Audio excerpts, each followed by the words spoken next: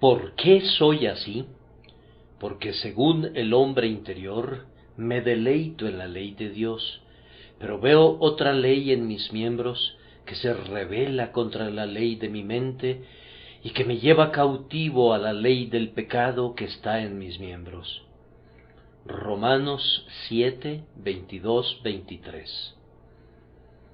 Como muchos de ustedes recordarán, la noche del pasado jueves les prediqué sobre la perseverancia final de los santos.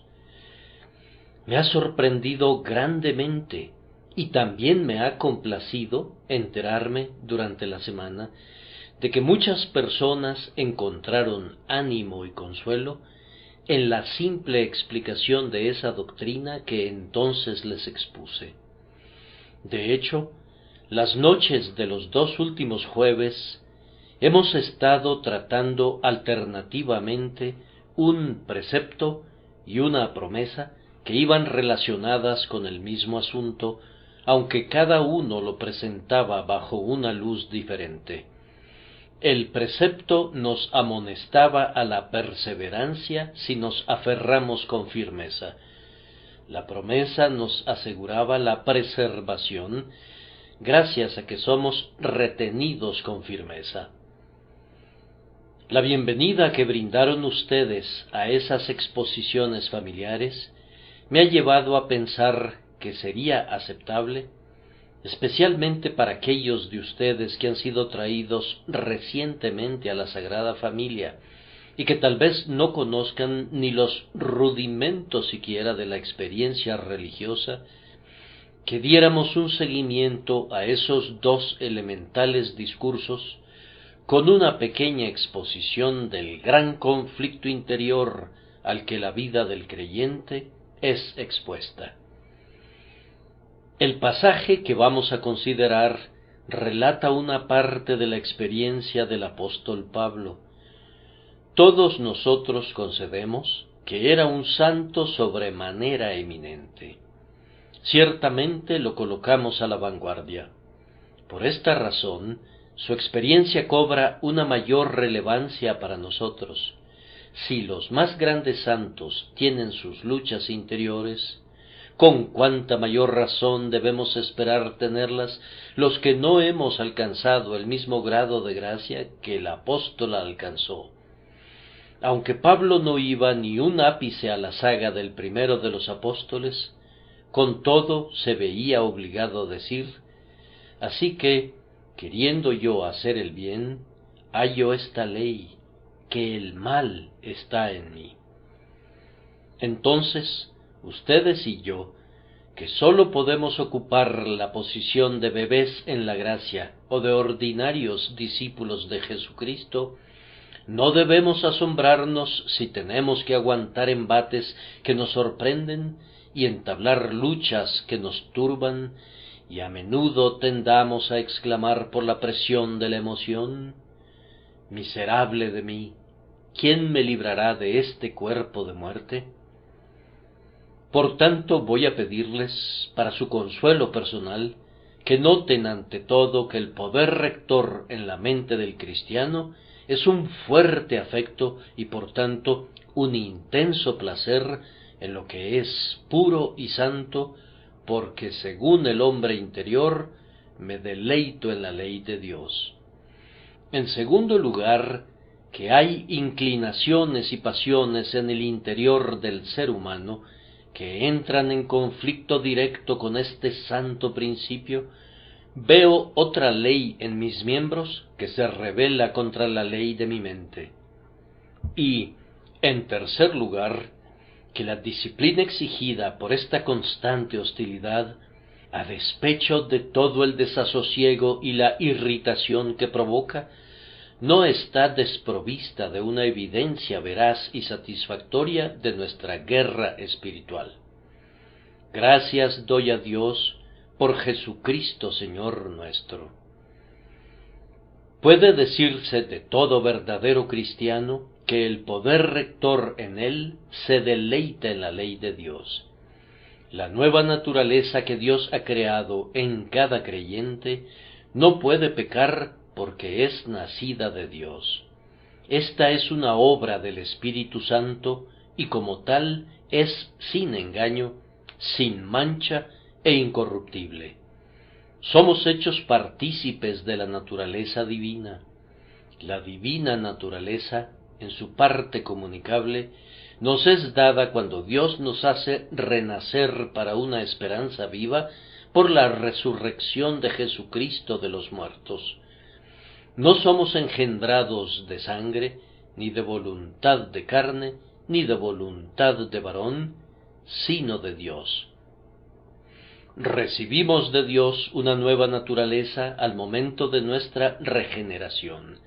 Esta nueva naturaleza, aunque es la menor, compele a la naturaleza mayor en nuestro interior a someterse a ella. Tiene una lucha, pero obtiene la victoria. Este significativo augurio, el mayor servirá al menor, es abundantemente cumplido en el pequeño reino en el interior de nuestras almas. Sufre una prueba de prolongadas luchas antes de la plena subyugación, tiene que enfrentar muchas asediantes rebeliones, pero a la larga, lo que es nacido del Espíritu vencerá a lo que es nacido de la carne, y la divina naturaleza que está en nuestro interior derrotará a la naturaleza sensual. El cristiano se deleita en la ley de Dios gracias a esa nueva naturaleza que ha sido implantada en él. No alberga ningún deseo de cambiar esa ley de ninguna manera. Cuando leemos los 10 mandamientos, nuestra conciencia aprueba las ordenanzas de Dios, a la vez que reprueba nuestras propias deficiencias culpables. Sí, sentimos que únicamente Dios pudo haber preparado un código tan completo y perfecto. No desearíamos que se alterara ni una sola jota, o palabra, o sílaba de esa ley, aunque nos condene. Aunque sabemos que si no fuera por la sangre preciosa de Cristo, la ley nos habría arrojado muy justamente en el infierno, con todo, con un santo instinto, con un gusto puro y un recto juicio, estamos de acuerdo que la ley es buena. Expresa la mente de Dios respecto a la diferencia entre lo debido y lo indebido, entre el bien y el mal, la verdad y la falsedad, la armonía y la discordia, y nuestra mente concuerda con la mente de Dios. No la percibimos como una verdad establecida por la investigación, sino como una verdad enteramente radiante que resplandece en su propia majestad. De buen grado tomaríamos nuestro lugar en el monte Ebal o en el monte Gerizim para dar nuestro trémulo amén a las maldiciones pronunciadas contra la desobediencia, o para loar con solemne dicha las bendiciones garantizadas para quienes observan y cumplen sus mandamientos. Amados, el cristiano tampoco querría que la espiritualidad de la ley se viera comprometida en algún grado. No solamente se complace con la ley cuando la lee, aunque, como ya lo he dicho, lo condene, sino que se complace con el propio espíritu de la ley. ¿Qué importa que la ley condene en él una mirada incasta, así como una acción incasta? Él condena esa mirada incasta en sí mismo. ¿Qué importa que la ley llegue a su corazón y le diga: tú no debes sustraer los bienes de tu prójimo y ni siquiera debes desearlos? Siente en su alma que es pecado y que es algo amargo en él codiciar siquiera aquello que no defrauda. Nunca piensa que Dios sea demasiado riguroso. No dice nunca, ni siquiera por un instante: ¿sabía que era su nombre severo, que recoges donde no esparciste? Antes bien, da su anuencia a la ley, aunque sea de mucha altura y mucha extensión, aunque sea sumamente extensa. Aunque los truenos y los rayos y las voces que introducen esa ley en verdad lo aterrorizan, con todo, la sabiduría, la equidad y la benevolencia que la ordenaron transforman este pavor en admiración. Siendo nacido de lo alto y estando en comunión con Cristo y en paz con Dios, su propia constitución está en armonía con la ley del Señor. ¿Es espiritual la ley? Él también lo es. El pacto está incólume y la concordia es perfecta. Yo confío que muchos de ustedes, queridos oyentes, puedan endosar esto, pues, sin duda, cuantos hemos nacido de nuevo, podemos dar testimonio de que nos deleitamos en la ley de Dios según el hombre interior. Además, ningún cristiano desea que se le otorgue alguna dispensa que lo exente de cumplir con cualquiera de los mandamientos del Señor. Su vieja naturaleza pudiera desearlo, pero el hombre interior dice: no, yo no deseo ni recibir ni dar concesión alguna a la carne, ni recibir un permiso, ni ofrecer una excusa por el pecado en ningún punto, sin importar cuál sea. La carne ansía libertad y pide que le sea provista, pero ¿hay algún creyente aquí presente que quiera libertad para pecar? Hermano mío, si fuera posible concebir, sin incurrir en blasfemia, que el Señor te dijera: hijo mío, si hay algún pecado que ames, puedes continuar en él. ¿Desearías cometer algún pecado? ¿No dirías más bien: oh, que fuera yo purificado de todo pecado, pues el pecado para mí es una desdicha y no es sino un sinónimo de aflicción? El mal moral es su propia maldición, es una plaga, una peste ante cuyo pensamiento me estremezco. En la Iglesia de Roma se considera una bendición que se conceda a las personas una dispensa de ciertos deberes religiosos. Nosotros no pedimos ningún favor de ese tipo, no valoramos la bendición de esas personas. Libertad para pecar significaría que nos pusieran grilletes dobles, una licencia para relajar nuestra obediencia a Cristo, aunque fuera por un instante. Sólo sería una licencia para abandonar los senderos de la luz y el camino de la paz, para descarriarnos por un tiempo en las tinieblas y el peligro, e intercambiar el fulgor de la salud por una penosa perturbación y un dolor punzante. Hermanos, si son creyentes, yo estoy seguro de que nunca le han pedido permiso al Señor para transgredir sus estatutos, ni se lo pedirían jamás. Tal vez se permitieran hacer lo que no sabían que era pecaminoso en el momento. Tal vez hubiera en su corazón algún deseo por algo que era malo. Les concedo eso. Pero en el instante en que descubre su culpabilidad, la naturaleza nacida de nuevo retrocede ante ello y se aparta. No podría hacer otra cosa.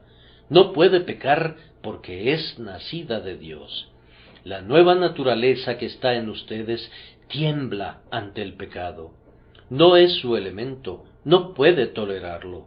En cambio, antes podías excederte en el pecado y complacerte en él, y beber de la iniquidad como si fuese agua. Tú no pides ninguna dispensa para poder escapar de la ley. Te deleitas en ella según el hombre interior. La naturaleza nacida de nuevo del cristiano desea también guardar laboriosamente la santa ley de acuerdo con la mente de Dios. Si se nos propusiera a cualquiera de nosotros que pudiéramos tener cualquier cosa que pidiéramos, si en una visión nocturna el Señor se nos apareciera y nos dijera, como le dijo a Salomón: pide lo que quieras que yo te dé, yo creo que ninguno de nosotros dudaría. No me puedo imaginar pidiendo riquezas u honor, y ni siquiera sabiduría, a menos que fuese una sabiduría de un orden mucho más excelso del que es estimado comúnmente entre los hijos de los hombres. Pero el don que yo creo que codiciaría por sobre toda otra bendición es la santidad, una santidad pura e inmaculada. Poseyendo ahora un interés en Cristo, sabiendo que mis pecados me han sido perdonados gracias a su nombre, la única cosa que deseo más allá de todas las demás es quedar perfectamente libre de pecado y llevar una vida inmaculada sin pecado de omisión o pecado de comisión. Ahora, cada cristiano que tiene ese deseo en el interior de su alma no estará satisfecho nunca mientras no cumpla ese deseo, y esto demuestra que nos deleitamos en la ley de Dios según el hombre interior. Y no pasará mucho tiempo antes de que ese deseo se vea cumplido. Vamos, seremos semejantes a Él cuando le veamos tal como Él es, y mientras no lo veamos tal como Él es y no seamos semejantes a Él, siempre tendremos inquietud de espíritu y siempre estaremos clamando por más gracia y esforzándonos contra el mal que hay en nosotros por si en alguna manera podemos subyugarlo. Oh sí, amados, en el hecho de que esto es lo que esperamos, que esto es por lo que oramos, que esto es por lo que luchamos, que esto es por lo que estaríamos dispuestos a morir, ser conformados enteramente a la mente y a la voluntad de Dios, hay una evidencia de que vemos que la ley de Dios es buena y que nos deleitamos en ella, según el hombre interior. Esto, sin embargo, queda comprobado para los espectadores de una manera más práctica cuando el cristiano muestra que la vida de Dios lo está capacitando para vencer a muchos de los deseos de la carne y de la mente.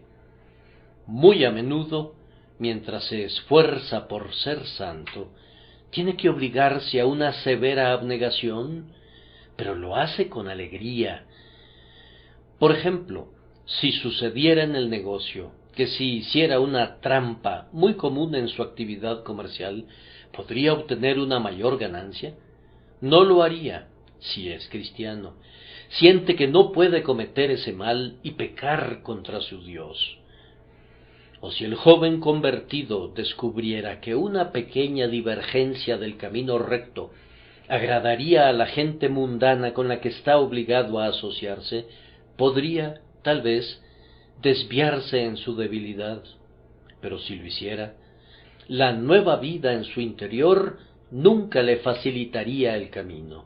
La vida interior, cuando está en su vigor, le hará decir: aunque pierda la buena voluntad de estas personas, he de servir a mi Dios y Señor. Debo renunciar a mi situación si se llegase a eso antes que hacer lo malo. He de exponerme al peligro de perder incluso mi pan diario antes que ser encontrado quebrantando deliberadamente un mandamiento de Cristo. No puedo hacerlo. Ahora, yo conozco a muchos de los hijos de Dios que han sufrido con frecuencia muy severamente y que han experimentado muchísimas tribulaciones y problemas porque no vacilaron en seguir a su Señor. Esta es una de las evidencias de que se deleitan en la ley de Dios según el hombre interior.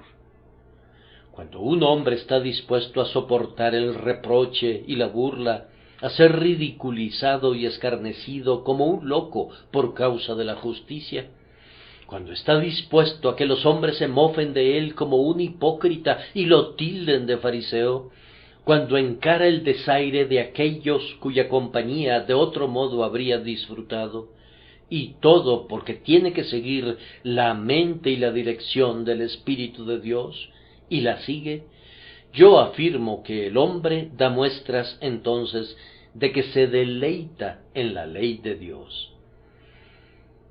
Doy gracias a Dios porque en esta iglesia hay personas que han proporcionado esa evidencia, y oro pidiendo que ustedes y yo todos los que hemos recibido la naturaleza divina, podamos dar una evidencia constante usando el buen arte ante cualquier peligro y tomando la cruz sin importar los riesgos, para que nuestra alma, aun si no puede ser perfecta en la acción, de todos modos sea perfecta en el propósito y esté resuelta, con la ayuda de Dios, a abrigar un amor y un deseo de cumplir en todo la voluntad de Jehová. ¿Hay alguien aquí que esté obligado a decir, bien, yo no doy mi anuencia a la ley de Dios, ni me deleito en ella? Cuando oigo decir, no codiciarás, no cometerás adulterio, acuérdate del día de reposo para santificarlo, yo desearía que no fuese malo hacer esas cosas que son prohibidas. Es una lástima que nuestro placer y nuestro provecho, que nuestro deber y nuestro deleite discrepen tanto. Yo preferiría que hubiese menos ley y más licencia. Especialmente son duros y desagradables esos mandamientos que tienen que ver con nuestros pensamientos y que coartan la libertad de nuestra voluntad. No me gusta que me limiten.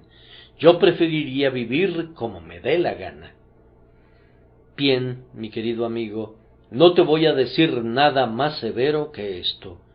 Tú no tienes parte ni suerte en este asunto en absoluto.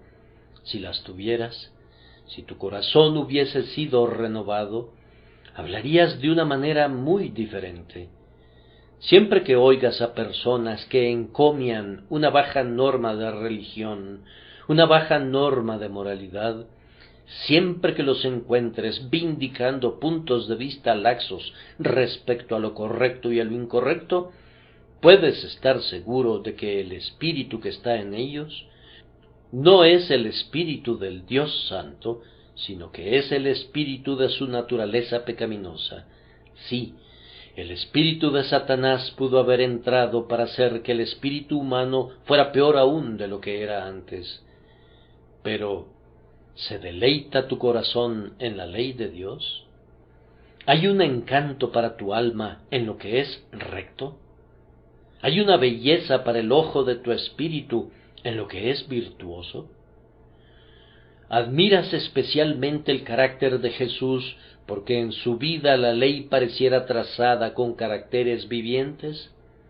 Si es así, entonces, queridos amigos, confío que ustedes dan una evidencia de que han sido hechos partícipes de la naturaleza divina, que son regenerados, y aunque el mal esté todavía en ustedes, no obstante eso, la vida de Dios está en ustedes, la cual resistirá el mal y los subyugará hasta que sean llevados a su diestra con seguridad. Ahora, en segundo lugar, llegamos a la parte del conflicto. Allí donde este deleite en la ley de Dios está presente, también está presente otra ley en los miembros. Eso es lo que dice Pablo, y me parece que habla del tema en tres diferentes etapas. Primero podía ver esa situación, y luego tenía que enfrentarla, y a la larga, en cierta medida, era avasallado por ella, pues dice, que me lleva cautivo. Hay en cada uno de nosotros una ley de pecado. Es siempre visible, aun cuando no sea una operación activa, si nuestros ojos están iluminados. Siempre que oigo que alguien dice que no tiene propensión al pecado, infiero de inmediato que no vive en casa. Yo pensaría que vive a una gran distancia de casa, o por otro lado, que nunca hubiera estado en ninguna otra parte que no sea la sala de su casa donde mantiene su profesión. No pudo haber ido a través de todos los aposentos, escudriñándolos exhaustivamente, pues habría encontrado en algún lugar la existencia de un malvado corazón de incredulidad que se aparta del Dios viviente. Esto es válido en cuanto al creyente. Él tiene que clamar contra otra naturaleza diciendo: ayuda mi incredulidad. Esa naturaleza está siempre presente en el hombre. Algunas veces está inactiva. Yo no sé si el diablo duerma alguna vez, pero nuestra naturaleza pecaminosa sí parece hacerlo por un tiempo. No quiere decir, en verdad, que sea menos pecaminosa cuando está dormida que cuando está despierta. Es lo más mala posible. La pólvora no está explotando siempre, pero siempre es explosiva. Basta que se le aproxime una chispa y de inmediato explota, como si hubiera estado en espera y lista para hacer valer sus poderes explosivos. La víbora podría estar enrollada sin causar ningún daño, pero alberga un veneno letal en sus colmillos. Sigue siendo una víbora aun cuando no esté empleando el poder de sus venenosos colmillos. Hay algo dentro de nuestra naturaleza que enviaría al mejor santo al infierno si la gracia soberana no lo impidiera. Hay un pequeño infierno en el interior del corazón de todo hijo de Dios, y únicamente el grandioso Dios del cielo puede someter a ese malévolo pecado que mora en su interior. Este pecado se hará presente cuando menos se espera, y generalmente irrumpe súbitamente y nos toma por sorpresa. Yo lo he experimentado para mi tristeza. No me voy a poner aquí a hacer muchas confesiones personales. Sin embargo, conocí una vez a un varón que, habiendo asistido a una reunión de oración, sintió que su corazón se elevaba mucho en los caminos de Dios hasta llegar muy cerca de su Padre Celestial. Ese varón sostuvo una dulce comunicación con Cristo y disfrutó mucho de la comunión con el Espíritu, pero no imaginaba que en el momento en que la reunión de oración concluyera, alguien en la congregación lo insultaría y lo afrentaría amargamente. Debido a que fue tomado desprevenido, se encendió en ira y habló precipitadamente con su lengua. Habría sido mejor que se callara. Ahora, yo creo que ese hombre, si hubiera tenido ese encuentro en cualquier otro momento, pues poseía un temperamento tolerablemente apacible, habría recibido el insulto sin resentirlo y sin responder de alguna manera. Pero como estaba desprevenido, tenía baja la guardia. El propio amor derramado abundantemente en su corazón provocó que la animosidad que enfrentó hiriera más sus sentimientos.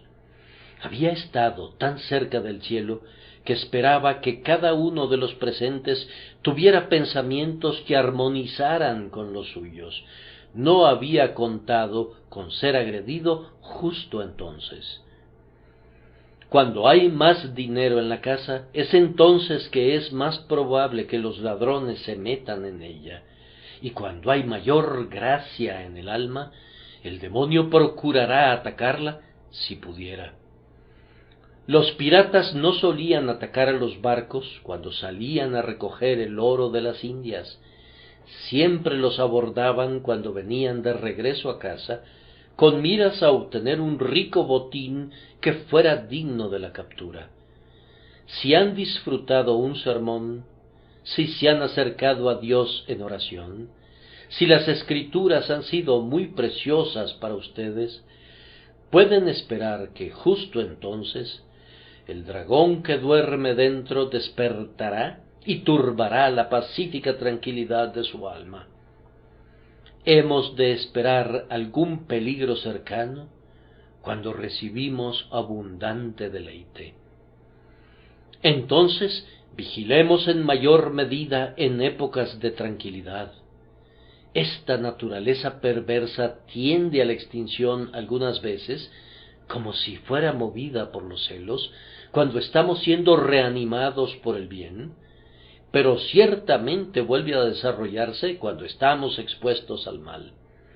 Sería bueno que el hombre que se congratula porque no siente ninguna inclinación pecaminosa, ningún pensamiento maligno, ninguna imaginación impura, ninguna idea altiva, ninguna pasión turbulenta recordara aquel dicho de Rutherford: cuando la tentación duerme, el loco es sabio y la ramera es casta, pero una vez que se perfora la vasija, derrama su contenido, sea vino o sea agua.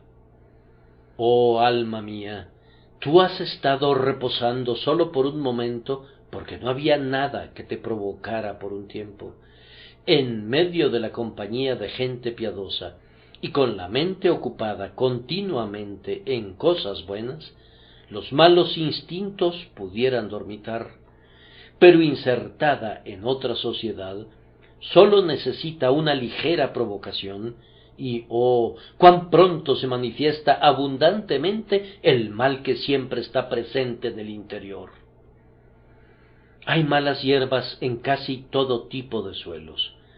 Si escarbas la tierra hasta una profundidad de 10 o 20 pies, puedes encontrar las semillas de las que germinaron. Ahora bien, esas semillas no pueden germinar mientras no sean colocadas en un lugar conveniente. Entonces, dejen que el sol brille y caigan las lluvias, y las hierbas malas comenzarán a mostrarse. Puede haber muchas malas hierbas en nuestra naturaleza, en lo profundo y fuera de la vista, pero si son impulsadas a la superficie por algún cambio en las circunstancias, encontraremos males en nuestro interior de los que nunca soñamos. Oh, que nadie se jacte, que nadie diga: yo nunca caería en ese pecado específico. ¿Cómo lo sabes, hermano mío? Tal vez nunca estuviste en una posición en la que un pecado así te habría seducido. Ten cuidado. Tal vez allí donde pienses que eres de hierro, eres de arcilla. Y cuando piensas que las puertas están cerradas con barras de bronce, pudiera ser que sólo se trate de madera podrida.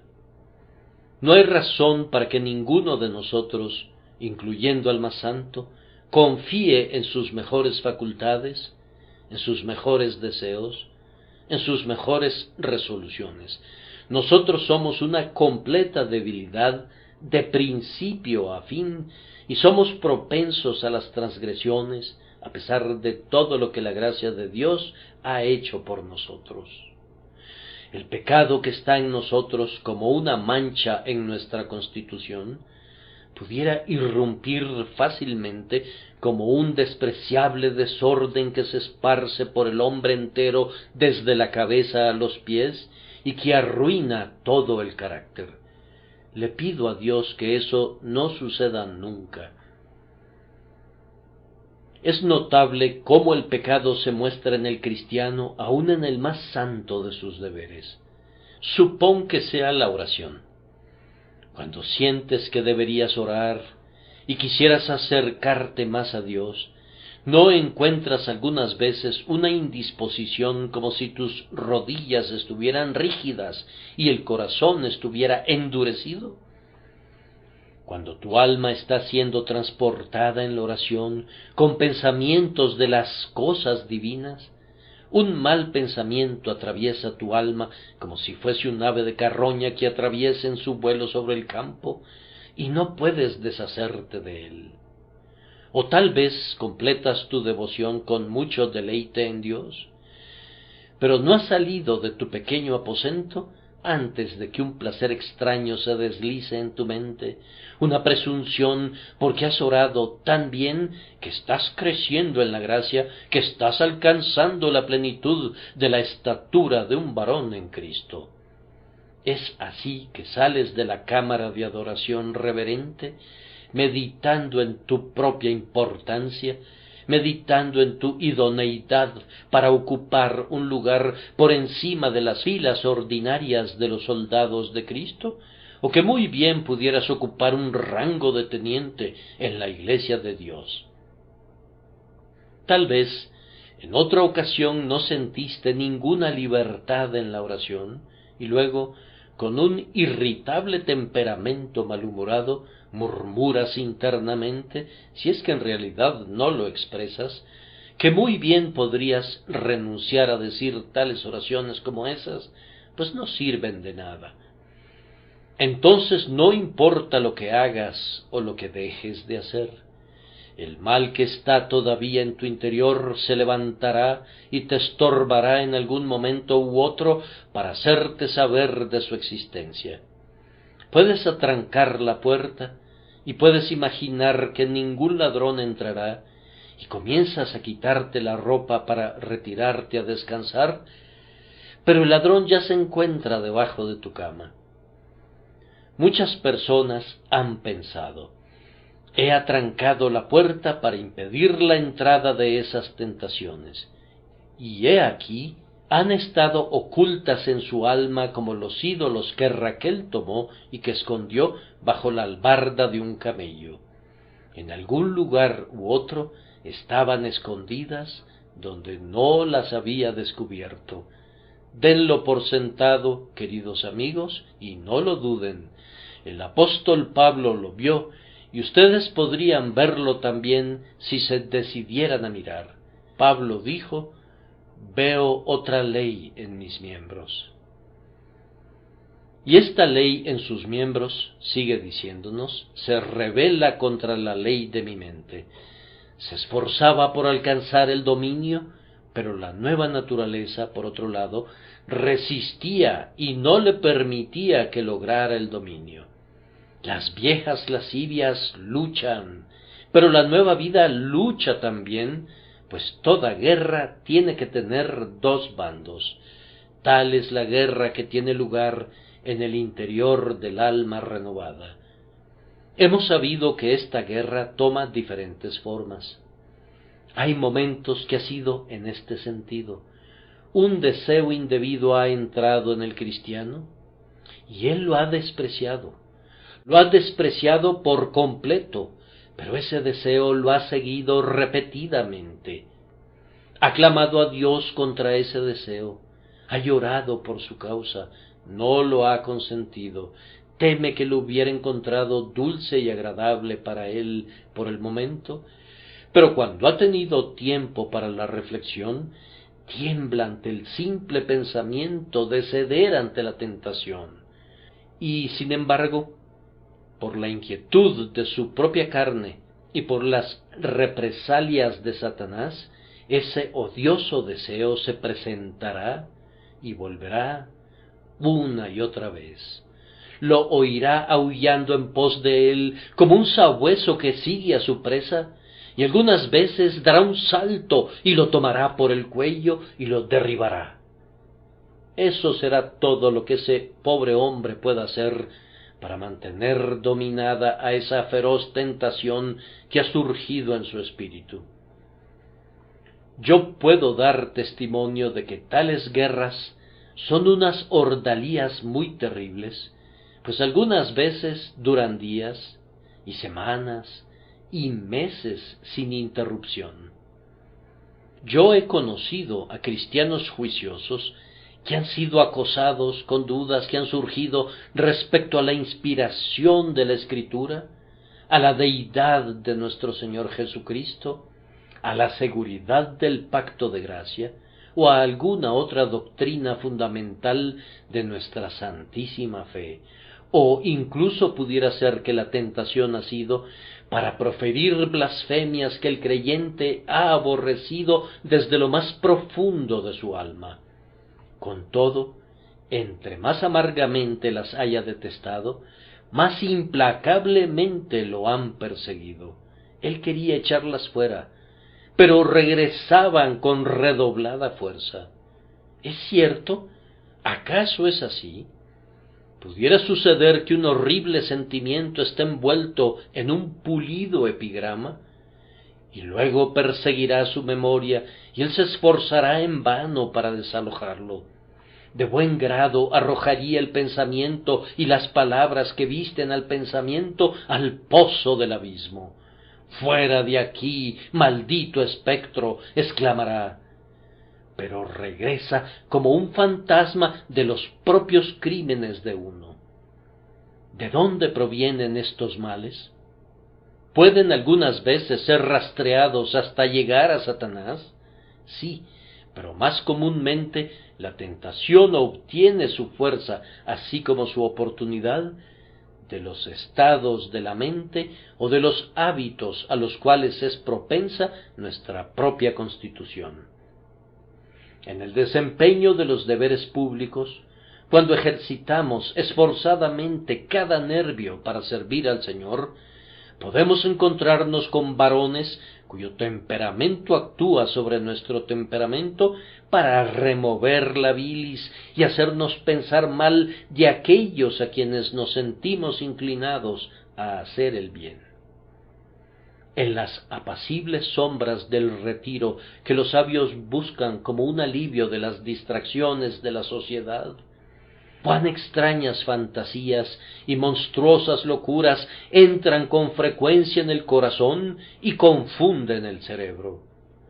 O, es triste decirlo, en los caminos del estudio donde individuos juiciosos se proponen reverentemente indagar en los consejos de Dios, cuán frecuentemente han sido desviados de los caminos ya abiertos para invadir terrenos peligrosos, para perderse en laberintos y para abandonar las pisadas del rebaño, y así han sido seducidos a volverse frívolos y arrogantes.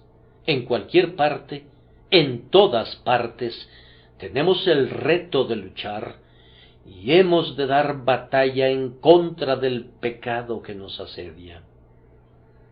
Pero la guerra sostenida por esta naturaleza perversa no es siempre a través del continuo asedio del alma. A veces trata de tomarnos por asalto. Esta es una modalidad favorita de la guerra contra nuestro propio corazón corrupto.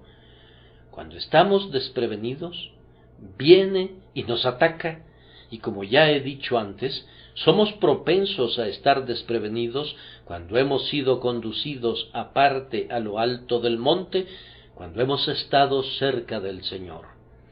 En esa exaltada esfera de comunión, no hemos pensado en el demonio, y su existencia no se ha atravesado por nuestra mente.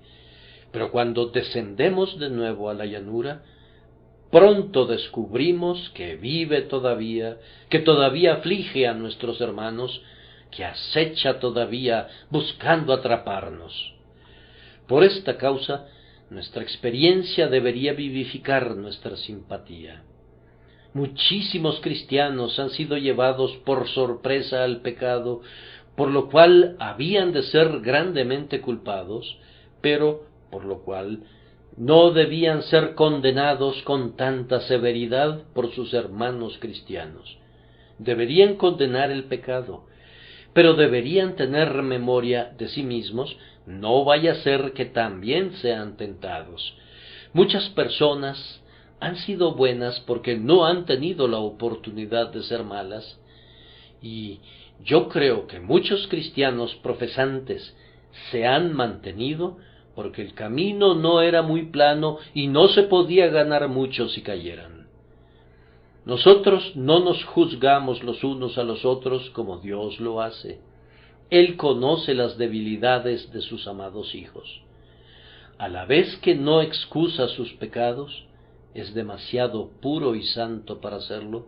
Con todo, habiendo borrado sus pecados gracias a la expiación de Cristo Jesús, no los echa fuera ni los expulsa de la comunión, como algunas veces lo hace su gente con sus pobres hermanos, los cuales, después de todo, pudieran ser tan verdaderos hijos de Dios como ellos mismos lo son, y pudieran sentir tanto amor verdadero por su Padre.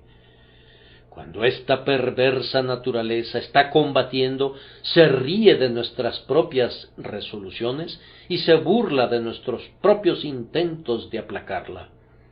Ha de lucharse contra ella por gracia.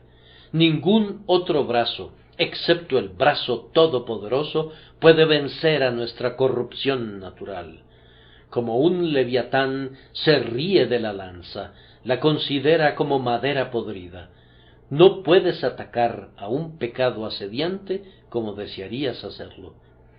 A veces te imaginas, lo voy a herir de muerte, y en el mismo acto de herir a un pecado, estás llamando a otro para que entre en acción. Muchas personas han intentado vencer su propensión al desfallecimiento, pero han llegado a la presunción. Algunos han intentado ser menos profusos en sus gastos, pero se han vuelto tacaños. Algunos han dicho, no voy a ser más altivo, pero entonces se vuelven mezquinos. Yo he conocido a algunos que eran tan estrictos por la verdad que se volvieron fanáticos y posteriormente se volvieron muy liberales y sostienen la verdad con una mano tan elástica que difícilmente se podría confiar en su constancia. Miren de frente y cumplan con el deber que está frente a ustedes. Créanme que no es fácil defenderse de las sorpresas del pecado. Es algo imposible, a menos que Dios, que fue quien creó la nueva naturaleza, venga en su rescate, la alimente con el pan del cielo, le dé agua de la roca eterna y la conduzca en su camino hacia la buena tierra donde nunca estarán presentes los cananeos y donde nuestra alma se dará un festín con leche y miel. No debo demorarme en este punto, sino que he de proseguir a considerar el siguiente. El apóstol dice que esta lucha lo llevó a la cautividad bajo la ley del pecado. ¿Qué quiere decir con eso? No creo que quiera decir que se descarrió hasta cometer abiertas inmoralidades flagrantes. Ningún observador pudiera haber notado alguna falta en el carácter del apóstol. Él podía verla dentro de sí, y veía manchas en su vida donde nosotros somos incapaces de detectarlas, y probablemente hacerlo era un hábito del apóstol. Cuando oigo que un buen hombre se lamenta por sus faltas, yo sé lo que el mundo dirá.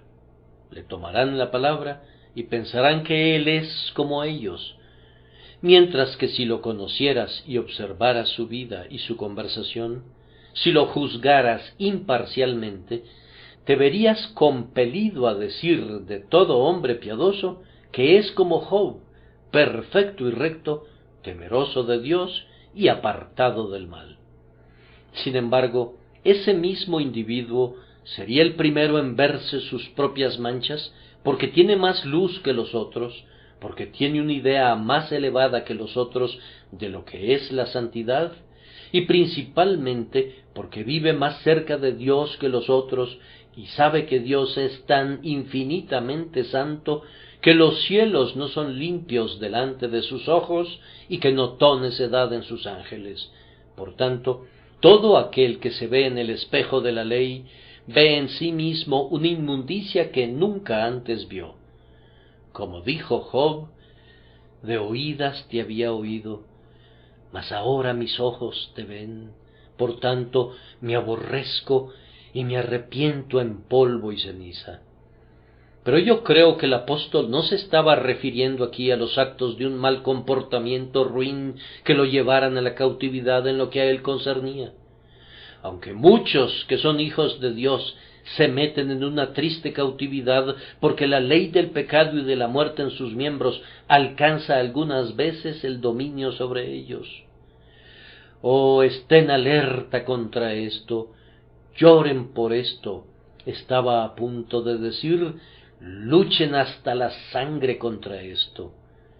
Hermanos, quienes han cometido graves pecados siendo hijos de Dios, si bien son salvos, han sido salvos, aunque así como por fuego, y si ellos pudieran decirles cuántas veces fueron disciplinados, cuán duro fue el castigo, cómo fueron quebrantados sus propios huesos, y cómo el Señor los hizo ver que Él odia el pecado en su propia familia, aún más que en cualquier otra parte, si pudieran oírlos confesar cómo perdieron la luz de su rostro, cómo perdieron los goces, cómo perdieron el dulce sabor de las promesas, Oh, los haría decir: oh Dios, te pido que te dignes salvarme, no sólo al final, sino a lo largo de todo el camino.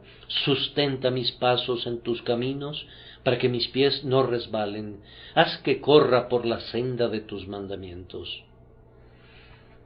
Es una cautividad como la propia cautividad de los israelitas en Babilonia, cuando sucede que un hijo de Dios cae en algún pecado grave.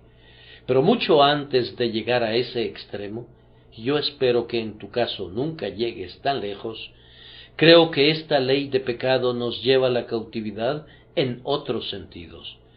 Mientras estás luchando y contendiendo contra el pecado innato, las dudas invadirán tu corazón. ¿Soy un hijo de Dios? De ser así, ¿por qué soy como soy? No puedo orar como quisiera.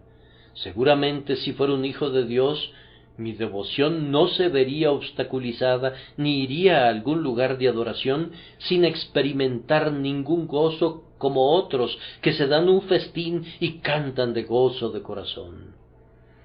Oh, a qué cautividad es llevada el alma cuando permite que el pecado innato arroje alguna duda sobre su seguridad en Cristo.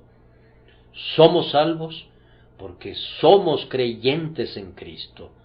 Habiendo sido Cristo toda nuestra confianza, Cristo es siempre en nosotros la esperanza de gloria.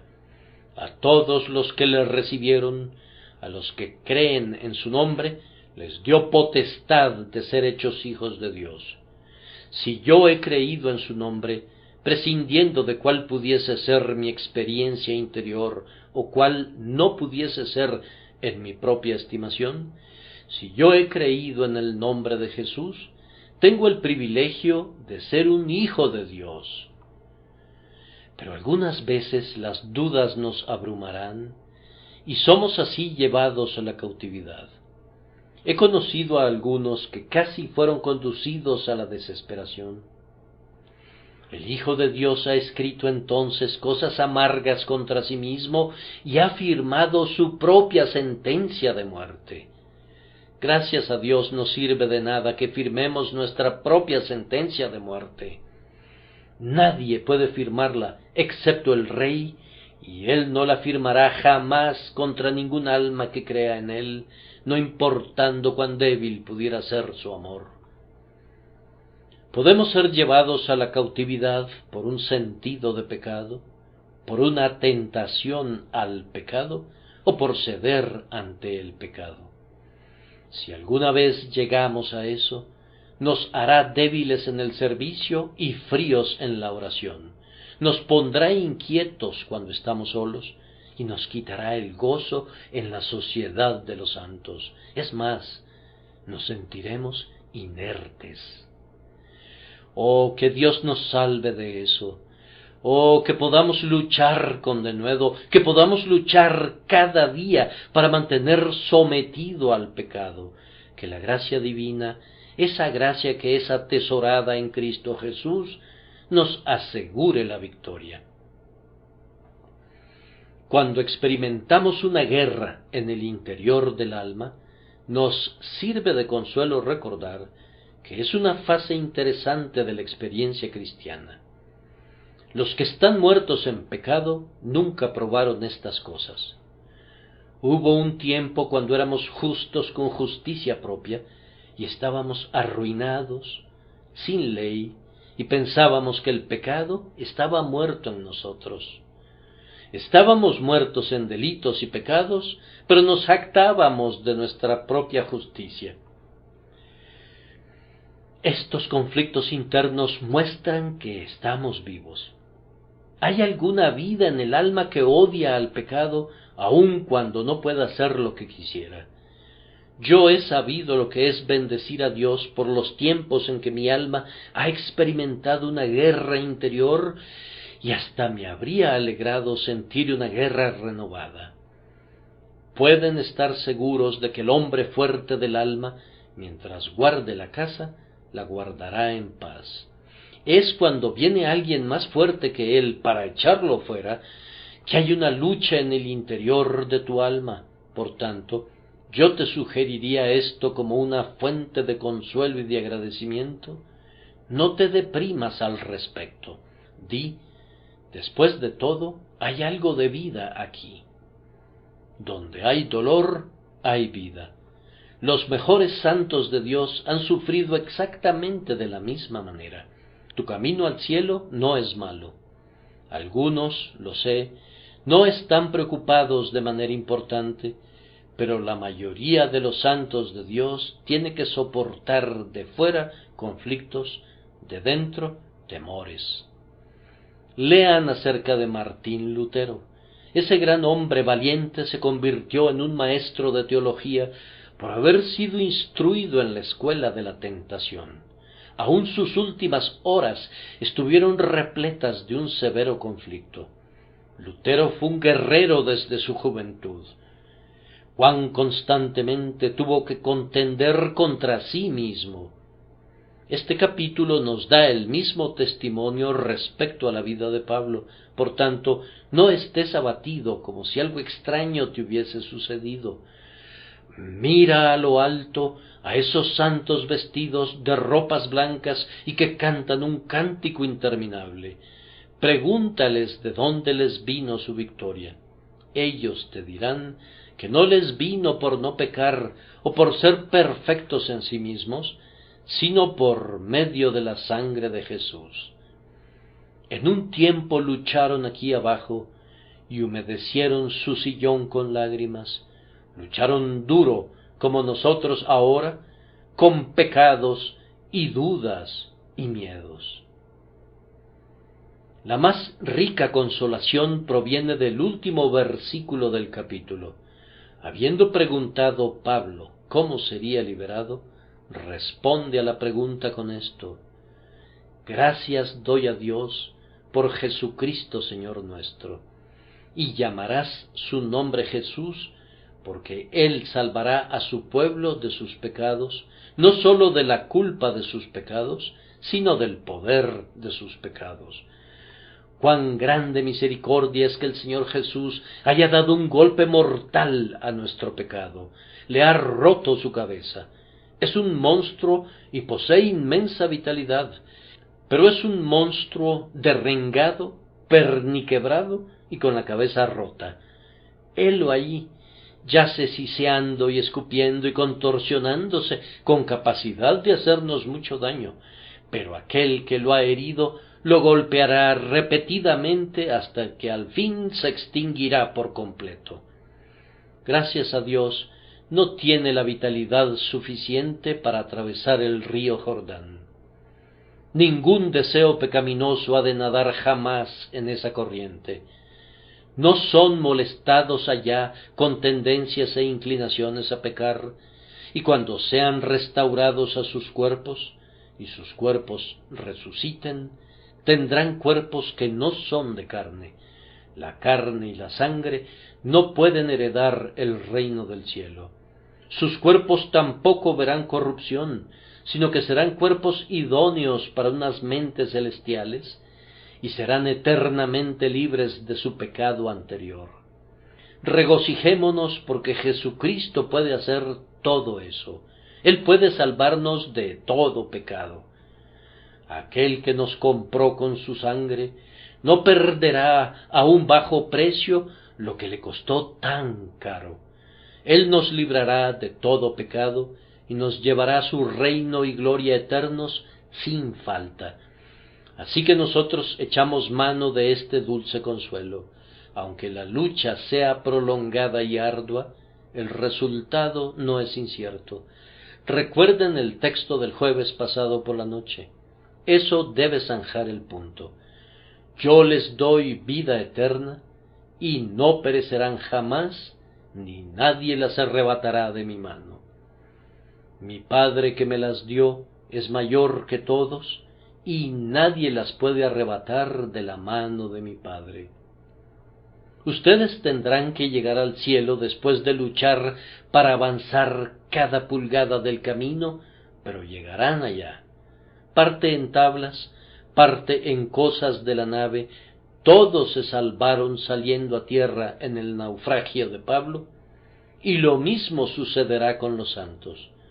Cuando las ovejas pasen de nuevo bajo la mano de aquel que las cuenta una por una, ni una sola de ellas faltará.